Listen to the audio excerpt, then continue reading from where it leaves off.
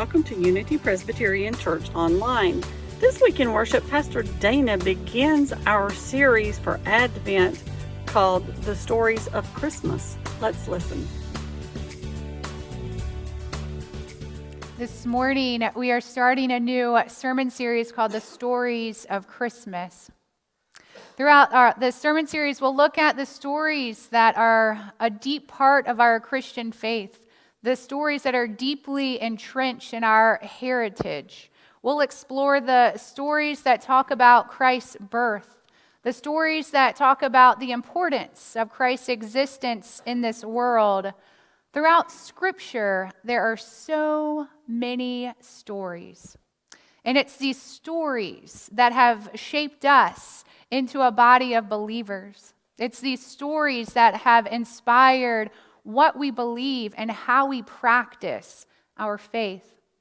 In fact, the very essence of Advent, the way we celebrate this, it's deeply embedded in our Christian faith. This has been passed down to us for generations. The word Advent is derived from the Latin word adventus, meaning coming. We understand Advent to be a time of anticipation and expectation as we wait for the birth of Christ. The practice of observing Advent began somewhere between the 4th and 5th centuries.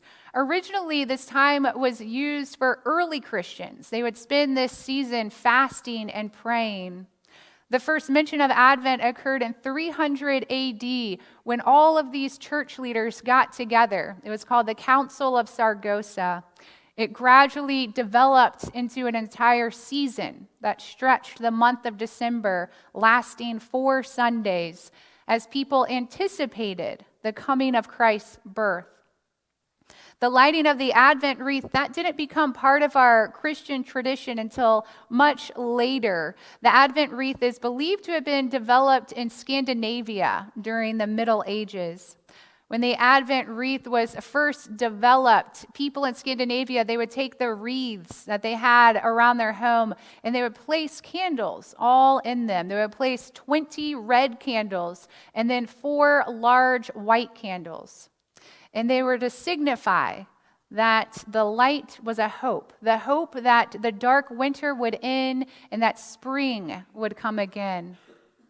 This was further developed in 1839 when a Lutheran minister who worked for a children's orphanage in Germany created a wreath out of the wheel of a cart. He would place the candles on this wheel, and it was his way of teaching the kids about Advent and anticipating the birth of Christ. This tradition and this practice, it eventually gained popularity and made its way to America in the 19th century. The German immigrants brought it over for us. So there's this long, deep history that's embedded in how we celebrate Advent. There are stories and practices that have been handed down to us. It's these stories that give life and shape what we believe and how we practice our traditions. And at this point, it would be odd to walk into a church during the month of December and to not hear about Advent. It would seem uncustomary, maybe almost heretical, if we didn't start our worship service by lighting our Advent wreath in December. These are the stories of Christmas. These are the stories and traditions that have become part of who we are, how we practice our faith. And this is what our sermon series is all about. It's a series that will help us to look at these stories more closely, to think about where these stories came from, why are they important, and how do they still speak to us present day. So as we kick off this sermon series, I wanted us to take a closer look at some of the other parts of the Advent season. I wanted us to take a closer look at the words and the phrases that we hear throughout Advent. Advent, we hear a lot of buzzwords during this season.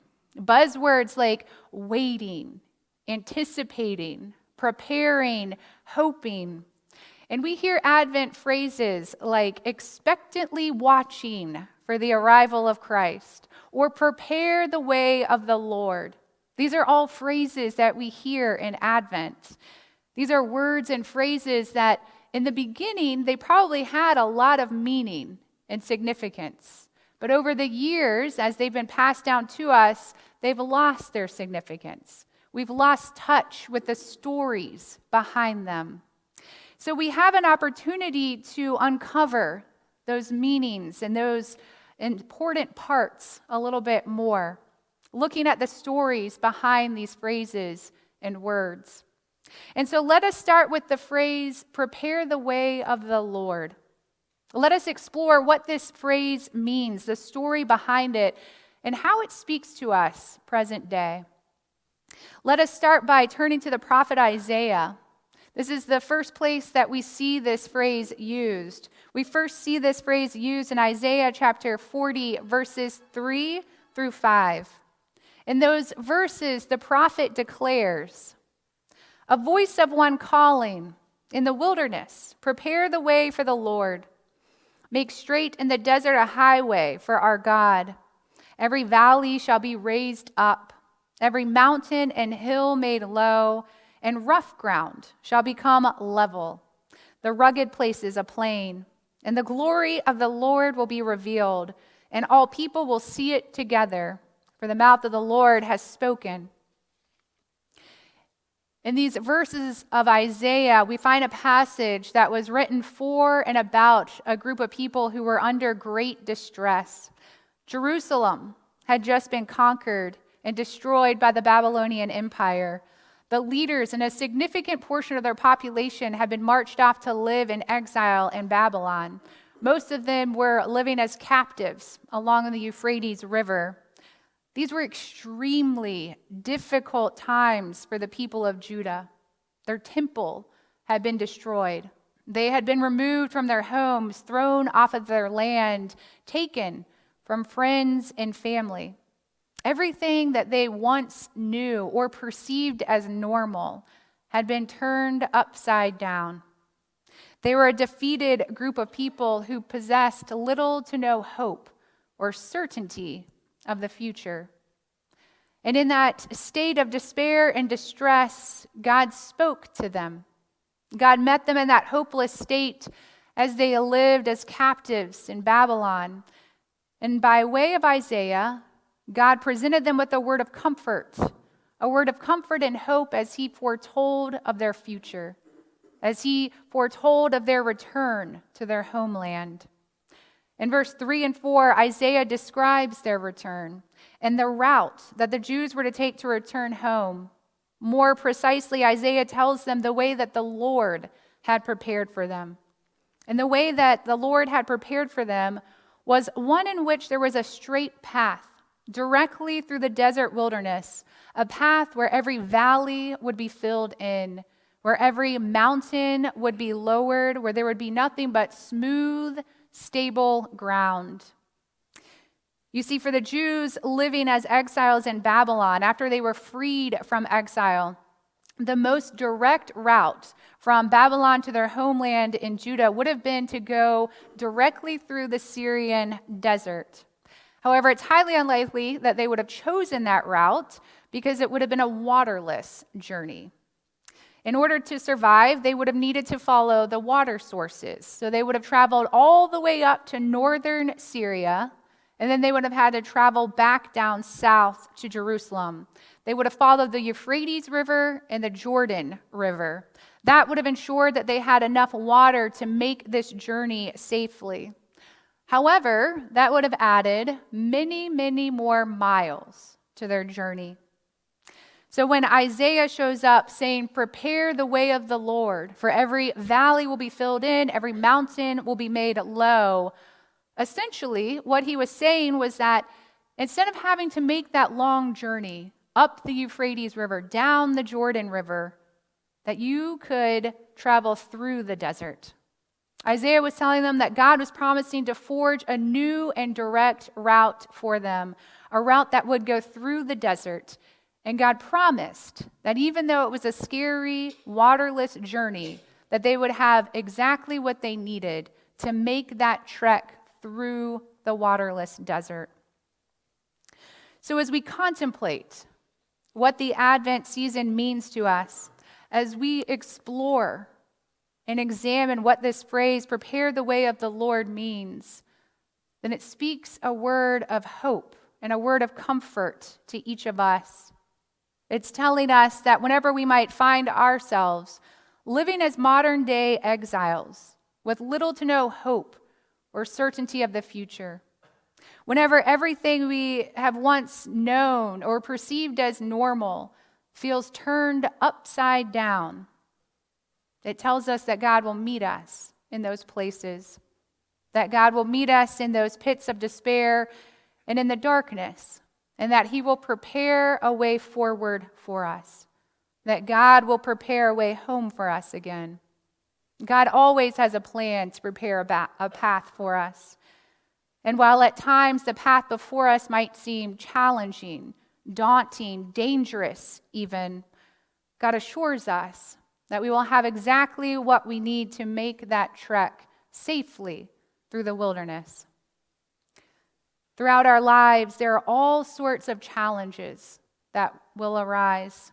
There's heartaches that we will encounter, heartaches that will cause us deep distress and despair, leaving us with little hope. There are deaths that we will face, personal illnesses, medical diagnoses, financial uncertainties. There are betrayals that we will face, all of which will leave us with heartache and strife. And in the midst of these hardships, that's what causes us to live as modern day exiles in our hearts and in our minds. Living as modern day exiles where darkness lurks and despair has taken over. You all know where these places of exile have been before for you. There's a very well-known and highly acclaimed Episcopal priest. She's also a very gifted author, and she's written on this topic. In one of her most recent books, it's called Learning to Walk in the Dark.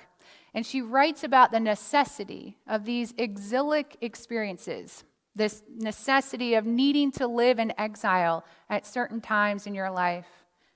She writes about how we are not to fear those places. We're not to fear the dark or to try and run from it or avoid it, but rather we are to sit with it and embrace it. She concludes that the most life-altering, revelatory thing we can do in our lives is to learn to make the journey through the darkness, through those places of exile. Just to share one quote with you, she writes, "How do we develop the courage to walk in the dark if we are never asked to practice?" She says, "There are things I have learned in the dark which I never could have learned in the light. Things that have saved my life over and over again." She says, "So there is really only one logical conclusion.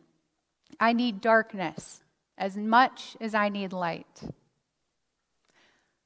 So as we take this Advent phrase, prepare the way of the Lord, and we apply it to our present day lives, it means that we are to sit in those areas of exile, those areas where it is dark, where it is desolate, where it is scary, and we learn to walk in those places. We learn to walk through the darkness. That is to say that we learn to trust that God will meet us in those places, that God will show up there and fill every valley and lower every mountain, that God will prepare a path forward for us. A path forward where there is smooth, stable walking ground through the desert wilderness so that we can return home safely.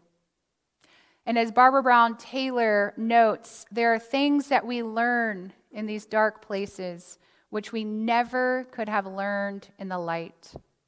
In the darkness, there is self-discovery. In the darkness, there's revelation. Through the dark wilderness trek, we gain a deeper awareness of who God is and how God moves and works in our lives. And once you've traveled through the darkness, learning to walk through it, once you've witnessed God prepare a path for you, then that is what allows you to help prepare the way for other people. And that's the second part of this phrase that I wanted us to focus on this morning, how we can prepare a path for others. If we back up and we look at the beginning of chapter 40 in Isaiah, we hear an admonishment.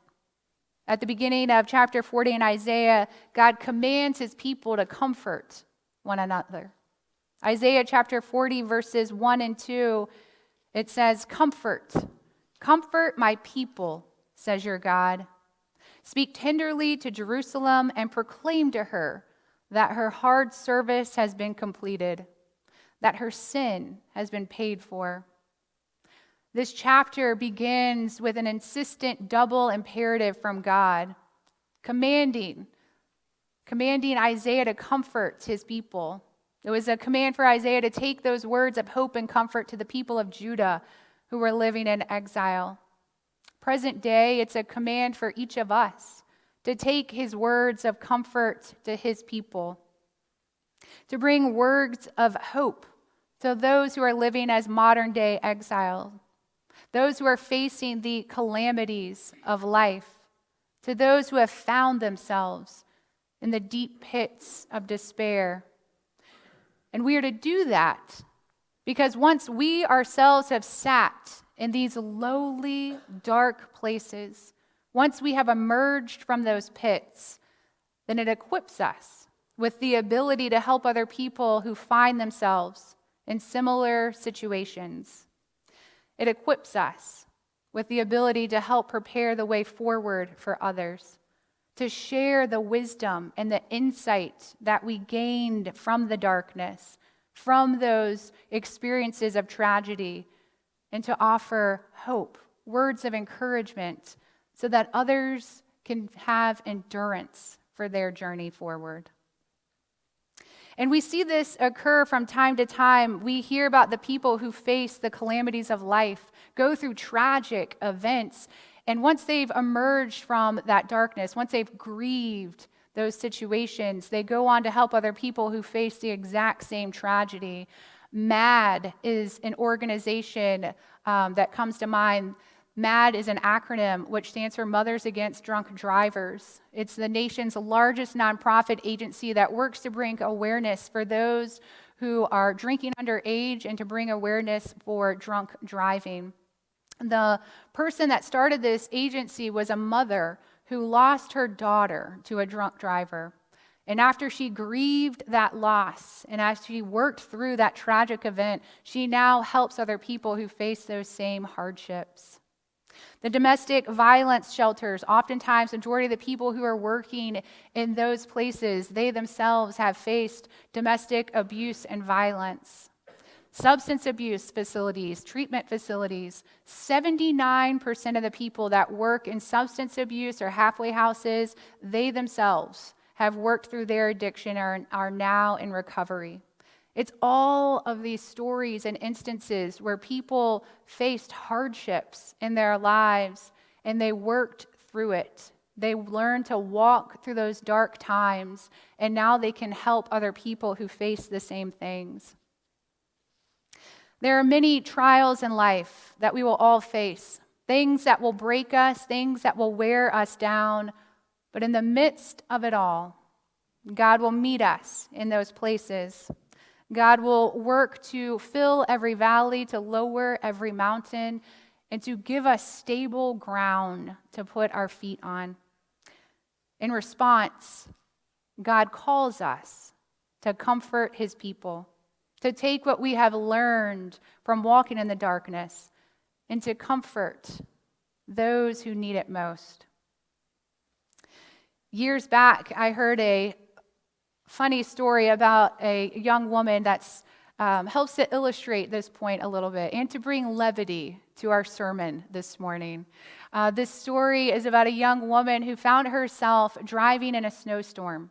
So she's driving in this snowstorm and she can't really drive any further. And so she decides to pull over and she's starting to panic because she doesn't know how she's going to get home and she can't go any further. And so she pulls over and she hears her father's voice. She hears her father saying, if you ever find yourself stuck in a snowstorm, just pull over and wait for the snowplow to come. Wait for the snowplow, and when the plow comes, you can pull out behind it, and it'll take you home. Just follow it all the way home. And so she does that. She's sitting there waiting. The snowplow comes, and she pulls in right behind it. And so she's following the snowplow. 10 minutes, 15 minutes, 25 minutes. So the snowplow pulls over. The driver gets out and comes over to her car, and he says, "Ma'am, can you please tell me what you are doing? You've been following me for 25 minutes. And so she told him. She said, "Well, my father said if I ever was stuck in a snowstorm, I should follow the snowplow and it would take me back home safely." And he said, "Well, ma'am, I just finished up Walmart's parking lot. I'm getting ready to head over to Best Buy. I'm going to plow that one. You can follow me over there." There are times in our lives when we will find ourselves needing God to prepare a path for us. And there are times in our lives when we will need to help prepare the way for others. There are times in our lives when we will follow the snowplow, and there's times in our lives when we will be the snowplow. We all have our own stories and experiences of heartache and strife. We all have our own ways in which we have felt God meet us in those places and prepare a way through it.